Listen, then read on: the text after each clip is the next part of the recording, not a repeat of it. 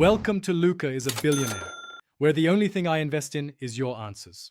You will start by preparing your phone and car connection. First, make sure Android Auto and Google App are updated. This avoids missing features. Once done, plug a high-quality USB cable or connect wirelessly and open Android Auto on your phone. Next, pick a wallpaper source, the phone gallery, a wallpaper app, or Google Photos because Android Auto pulls images from your device. Make sure the image is high resolution. Low-res images will appear blurry on the car display.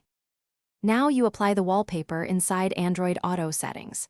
Tap Display, then Wallpaper, and choose your source. When you select an image, you might be prompted to crop. Prefer a 16:9 ratio to reduce letterboxing. After cropping, confirm the selection and wait for Android Auto to sync with the car. If the app offers fit options, use Auto Fit or Manual Crop to center important parts of the image. Make sure to preview on the car screen. Small adjustments can fix composition issues. Finish by saving and verifying the wallpaper is visible on the car's display. If it doesn't appear immediately, disconnect and reconnect Android Auto or restart your phone. This forces a sync.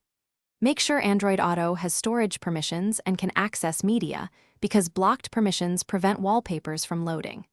If problems persist, clear the app cache, reopen Android Auto, and reselect the image. One key tip: test a different image to determine whether the issue is file-specific versus app or permission-related.